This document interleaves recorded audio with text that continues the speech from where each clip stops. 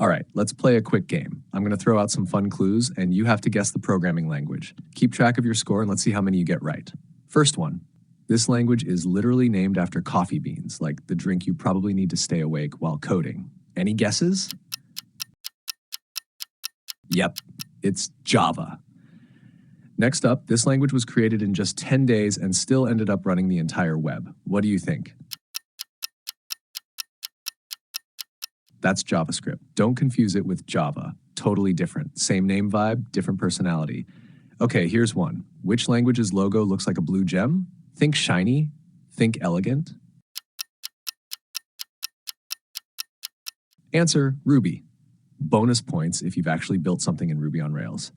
Here's a spicy one. This language's name comes from a British comedy group. Not even kidding. Any guesses? Yep, it's Python, named after Monty Python, not the snake. Next question. Which language is known for its strict indentation rules? Like you mess up the tabs and the whole thing breaks.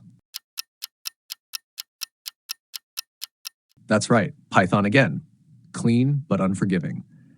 All right, which language was designed to be fast, safe, and to compete with C++? Its mascot is a tiny crab. Come on, you know this. It's Rust. And the crab's name is Ferris, by the way. Here's one for the web devs. Which language powers most styles on the web but isn't technically a programming language? Think colors, layouts, responsive design. That's CSS. No logic, but tons of magic. Okay, which programming language compiles to JavaScript and was created by Microsoft? Hint, it makes JavaScript less wild.